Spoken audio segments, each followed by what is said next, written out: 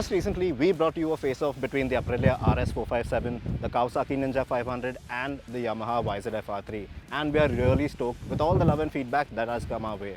But this time around, we are throwing away all those pairings for something a bit more naked. If you fancy yourself an idea of a 400cc single, then chances are that you will be handing all your hard-earned money to Bajaj. Not one, not two, but potentially 4 ways. Introducing the Contenders, the Bajaj Pulsar NS400z, the biggest Pulsar to date, sharing its heart with the sturdy Dominar, which you can also find lounging about in the same Bajaj showroom. Alternatively, you might head over to the more upmarket showrooms where Triumph and KTMs reside, with the Speed 400 and the 390 Duke luring you from their respective stands.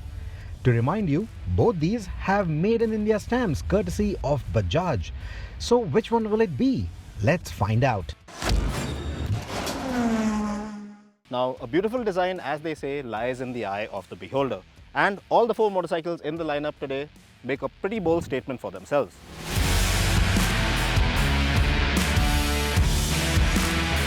The latest from Bajaj stable, the NS400z might be new but carries a familiar aura of its predecessors. And while I like the evolutionary styling, some were expecting something more revolutionary. It boasts a single pot LED headlight reminiscent of the N250, flanked by lightning bolt shaped DRLs akin to the new NS200. The perimeter frame comes from the Dominar. The seats and tank come from the NS200, while the body panels are more sculpted with aggressive winglets. The graphics on the belly pan and the conspicuous single fan curved radiator hint at its increased cubic capacity, complemented by fat 43mm forks, making it the most beefed up naked Pulsar to grace the roads yet. There could be other variations of this motorcycle in the future, maybe a quarter-fed or full-fed variant, who knows. That said, those body styles haven't been doing all that well in the Bajaj camp. Case in point, the RS200, the KTM RC390, etc. What I would like to really see, however, is maybe a NS400z, a classic, maybe with a round headlamp, LED treatment, something that harks back to the original Pulsar 180. That would be stunning. For those with a taste for neo-retro charm and a splash of pizzazz, the Triumph Speed 400 stands ready to dazzle. It's already a common sight on our streets, yet continues to turn heads with its superior material quality and exquisite fit and finish, attributes that speak volumes of its premium lineage. The Pulsar can't quite match up to that because you see, even if they're built in the same factories, the Pulsar is still built to a cost. Surprisingly, the Triumph actually manages to feel more posh than even the more expensive KTM 390 Duke. The Duke, ever evolving, now sports a sharper design, textured panels and color accent seats that add a dash of flair. The motorcycle that our friend Vikram loaned to us for this story looks a bit different than the stock bike because he thinks that the stock LED DRLs look a bit much. And honestly, that's the only polarizing bit on the otherwise sharp KTM. These Dukes are known affectionately as the Scalpels for their sharp handling and design. It's a unique favorite for those who like their rides with an edge in all respects. Regrettably, the TVS RTR 310 couldn't join our shootout today on account of a logistical hiccup. But just for context, well, the design of that motorcycle is one that polarizes opinion sharply. You either love it or you hate it. As for the bulbous Dominar, well, it offers a semblance of that big bike feel for those inclined towards a more substantial presence. And it was for those very reasons that our friend Neil bought the bike that you see here. In fact, each of these machines speaks its own ergonomic dialect, and they are as varied as you might expect. For reference, I'm 5'8". Now, the other reasons for Neil to buy the Dominar were its tourer ergonomics, with forward set foot pegs and a lazy rake angle, almost making it a power cruiser in this lineup. The Dominar's slightly higher seating adds to the feeling of the bulk, which might not suit everyone, particularly for shorter or less experienced riders.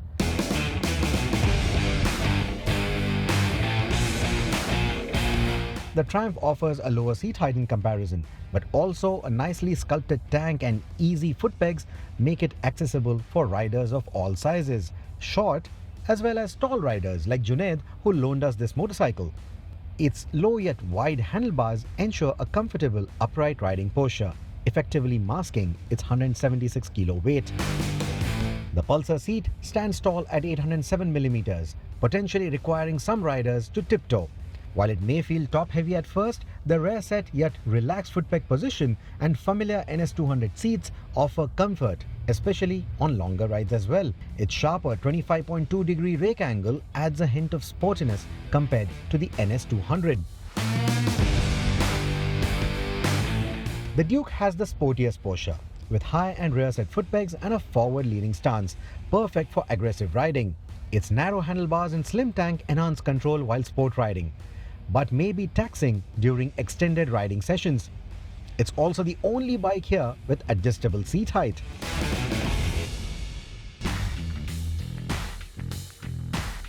The TVS RTR 310 definitely deserves a mention, and it's got an attacking riding posture too, but more comparable to the Pulsar than the Duke.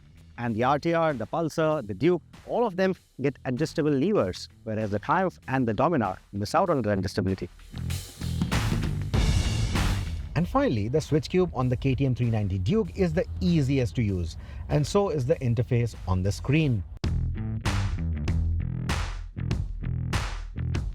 The RTR 310 is also the more feature-packed motorcycle in this entire segment. It's the benchmark to beat, honestly.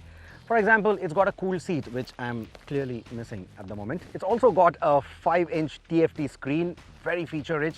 It's also very easy to read, and this clearly makes this feel old school in comparison.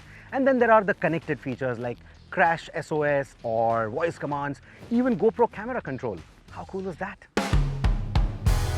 In stark contrast, the Triumph Speed 400 opts for simplicity. Its instrumentation might look basic, but it's a nod to its modern retro ethos. Easy to read and straightforward, ensuring the focus remains on the ride. Now the NS400Z keeps things fairly simple on that account. You have a new instrumentation cluster, reverse LCD. It comes with Bluetooth connectivity, allowing you to check your telephone messages, your calls and your music controls as well. And there's turn-by-turn navigation in there too. Fairly simple but well executed. Somewhat matching the RTR in tech, but also with its own flair, the Duke 2 features a colorful TFT screen but opts for simpler, user-friendly graphics. The interface is intuitive, appealing particularly to tech-savvy riders. While all the displays that you see here provide clear readability at day and night, the tech-forward approach of the Duke and the RTR will likely resonate well with the tech-oriented Gen Z crowd. Both the RTR and the Duke go a step further in justifying their price tags with a bi-directional quick shifter, which is perfect for the track but even fun on the road.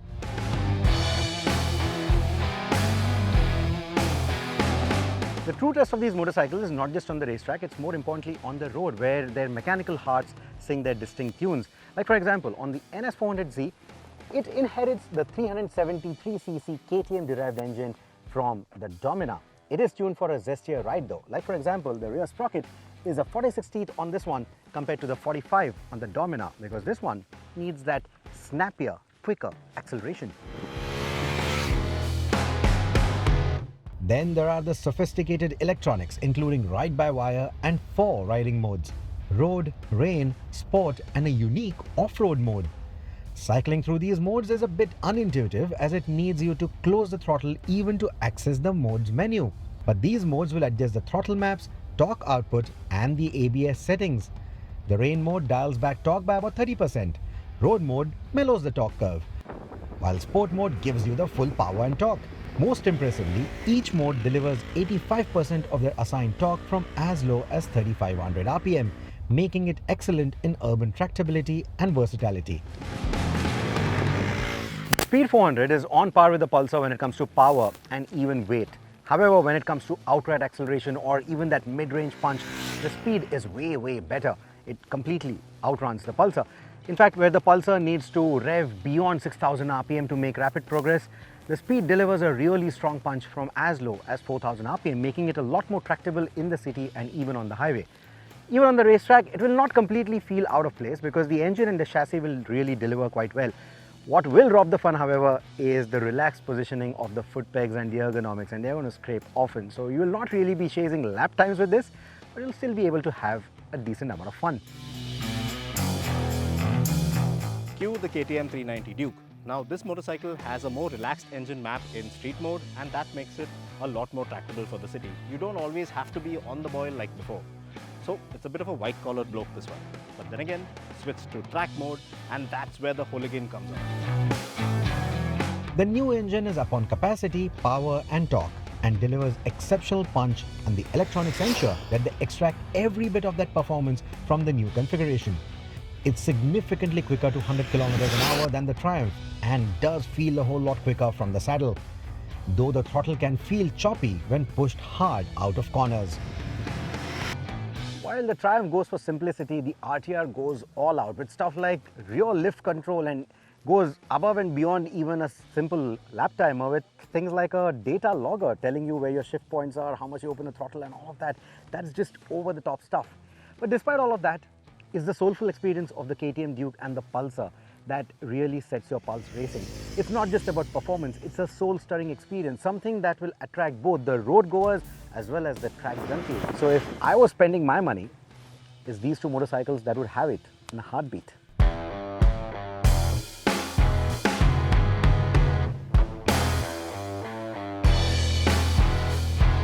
Speaking of heartbeat, the exhaust notes also add to that effect. But we'll let you decide which one you like more. So let us know in the comments, either here or on Instagram. Again, we have exhaust notes for you, starting with the Pulsar NS400.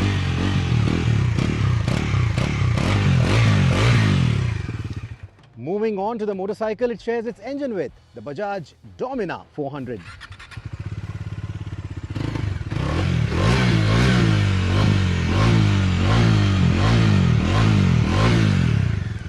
Does the twin pot exhaust sound better? Let us know in the comments. Let's move to the other 400 Bajaj makes, that is the Triumph Speed 400.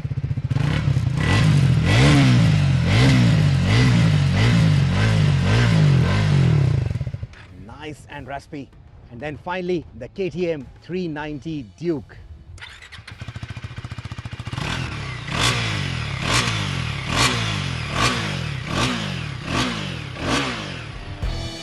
And here is a recap on how these motorcycles sum up on the acceleration front.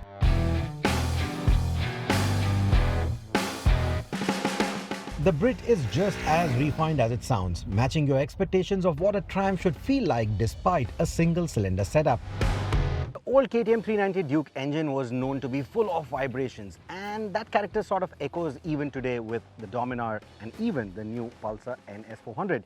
Now it's got the rubber-lined foot pegs like the Dominar, but it's also got a new hydroformed handlebar, which aims to reduce those vibrations to an extent, which yes, works. But interestingly, when you're decelerating between that 4000 to 2000 drop, there are quite a bit of vibrations that creep into the handlebar, into the foot pegs, around the chassis, etc. And that can become a bit annoying. In comparison, the new LC4C engine in the 2024 Duke is definitely a smoother operator. Now, despite its heavily refined engine, the KTM sees a dip in fuel efficiency figures, managing just little over 30 kilometers to the litre down the highway. So a bit of a trade-off for spirited performance. Conversely, the Triumph demonstrates its efficiency prowess. It leverages its robust mid-range to deliver strong performance without guzzling much fuel, showcasing the balance between power and economy that Triumph riders have come to appreciate across the range. The Pulsar NS400 isn't too bad either and manages a slightly better economy than its heftier sibling, the Dominar.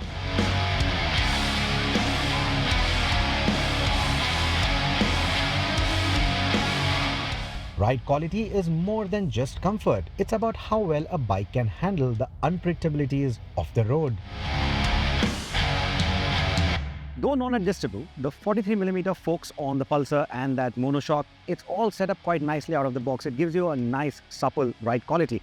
It may not have the same kind of finesse while tackling potholes that comes with the KTM or maybe even the Triumph. But if you're upgrading from a smaller Pulsar, there is a noticeably more premium ride quality compared to those. Typical to the Pulsar lineage though, it has a bit of that firm edge over sharper bumps, ruts, etc. Now the Speed 400 also employs a non-adjustable suspension unit up front, but then again it is tuned a lot softer than something like the NS400. And of course you do have 140 mm of wheel travel at the front, 130 at the rear, and a 10-step adjustable monoshock suspension at the rear. So then yes, riding on slightly rougher terrain is a lot more manageable on this one, and yes, your pillion and your luggage will be a lot more easily managed on this one. But then again, it's not as flexible as something like the KTM. For enthusiasts seeking top-tier suspension, the KTM 390 Duke stands out with its fully adjustable WP suspension setup. This includes 5-click compression and rebound adjustments on the 43mm upside-down forks, along with a 10-step preload and 5-step rebound damping adjustable on the monoshock. With 150mm of travel both front and rear, the Duke offers the most sophisticated and customizable ride of this bunch. From that perspective, if I had to go sport touring, I would definitely choose the KTM 390 Duke if I was going to go solo all the time. Or if I had a pillion for most of the instances, then it would be the Pulsar NS400z. The Triumph's rear seat isn't as comfortable or accommodating, and the modern retro design tends to make you feel the wind blast a lot more at highway speeds, making it my least preferred of the three for long-distance, high-speed touring. There's the Dominar too, which has proven itself quite well in the touring circles. So if you don't really want that edge of the seat entertainment and don't mind lugging around heavy touring gear on an already hefty motorcycle, the Dominar could actually make a lot of sense compared to the other three. In fact, the Dominar has been outselling the 390 Duke month on month for quite some time now. So clearly, the market resonates with that idea. Now time to bring in the TVS RTR 310 into the picture once again, because like the KTM out here, it does offer a more superior package in terms of suspension, and of course it is the more rider friendly sport touring package of them all. In terms of features, well, that offers a little more too, because you do get a TPMS system, you get a cool seat, and of course you do get a host of accessories to customize your ride for sport touring. Where it doesn't match up to the KTM, however, is in terms of sheer engine performance, because the way the KTM puts down power, especially in the corners, is simply phenomenal. The Pulsar NS400z, which despite its marginally slimmer rear tyre, a 140 instead of the standard 150 in this range, doesn't hesitate to flaunt its KTM heritage when thrown into corners. Do remember, however, that the front tyre is a bias ply and it has a few problems. Dubbed the sharpest Pulsar, or shall we dare say the nimblest Bajaj currently on sale, it feels significantly lighter than its sibling, the Dominar 400. Weighing about 18 kilos less on paper, it feels even lighter when in action. The sharper rake angle compared to the NS200 also gives it a shorter wheelbase by 20mm, and that makes it more agile around tight switchbacks. And then you have the added confidence of that sticky rubber and, of course, traction control, which still remains on the wish list for the Dominar. The Speed 400 also puts on a commendable show in terms of handling. Now, its wide handlebar gives it superior leverage, and although its suspension setup is on the softer side, it maintains its composure really well through the fast corners. While it might not be the first pick for track days due to its slightly leisurely turn-ins, it's more than capable of holding its own during spirited weekend rides with your 400cc buddies. Additionally, its tyre choices are not only effective in the wet conditions but are also readily available in India, ensuring that the Speed 400 is well prepared for various riding conditions. Meanwhile, the KTM 390 Duke continues to set benchmarks with its chassis enhancements. Its prowess is undeniable on the track and through the twisty sections as well, where it can execute cleaner and faster lines than all of its competitors, including the RTR 310. By the time you buy the new KTM 390 Duke, there could be a change in the tyre choices that it makes due to the evolving import regulations. These Medzilla M5s could make way for Apollos, you never know. But the KTM remains the go-to machine for chasing lap times. That is how good the chassis enhancements, the engine enhancements are. In fact, with sticky rubber, they become so annoying on the track for the middleweight supersport machines, it's not even funny. That's how quick and fast they are on the racetrack.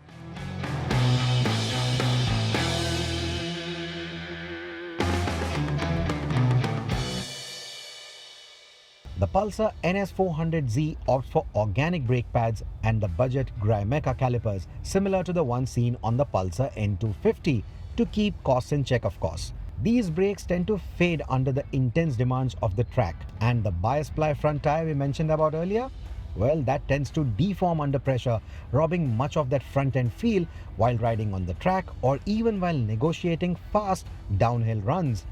They do perform adequately on the street though, and the pricing will probably make you ignore that little shortcoming. And the off-road braking mode that we spoke of earlier adds a layer of confidence even when going off the beaten path. Moving on to the Triumph Speed 400 and the KTM 390 Duke, both models are equipped with the bi-brake braking systems from Brembo. Surprisingly, these brakes feel a bit spongy on the Triumph but offer surprisingly good bite on all the KTMs, providing for a more confident braking feel than the Pulsar, the Dominar and the Speed 400. The 390 Duke in particular offers a very sharp braking response and a stronger bite thanks to the larger calipers and the sintered brake pads. It instills a lot of confidence, so while it might feel a bit too aggressive in the beginning, you will soon start appreciating it when you ride other motorcycles. That's how good the brakes are. In fact, around the track, around the winding roads, it also allows you to trail brake much nicer, a lot later compared to all the other motorcycles, including the RTR 310. And while it may not have the off-road braking mode of the Pulsar, it still has the Supermoto mode, which lets you completely turn off the rear ABS, unlike the Pulsar, for a few adventures off the beaten path. Now the NS400Z doesn't fail to impress in terms of safety equipment as well, because you do get traction control, you do get 4 different ABS modes, and all for an affordable price. But with that, this motorcycle is positioned ahead of the Triumph Speed 400 in terms of safety capabilities. Although the KTM 390 Duke has similar safety features, they're executed with greater sophistication, enhancing the rider's sense of security. However, the TVS RTR 310 sets the segment benchmark yet again, surprising its peers with an extensive array of advanced safety technologies.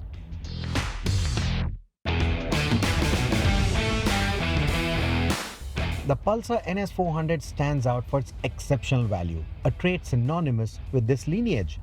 Bajaj has harnessed its mastery in frugal engineering and platform sharing to offer a well-rounded motorcycle at a price that is going to be hard to beat, potentially impacting the Dominar sales as well. Choosing the Speed 400 involves a premium of about 50,000 rupees over the Pulsar, paying more for the brand's prestige with similar power but less equipment compared to its domestic counterparts. The KTM 390 Dukes comes at a whopping 1.3 lakh rupee premium, which gets you significantly more power and performance, superior ride and handling, and more features of course, matching the Pulsar's value quotient in relative terms. The Pulsar NS400z is poised to be a disruptor in this space, and it could very well become a nightmare for its competitors from TVS, Hero and even the Japanese manufacturers.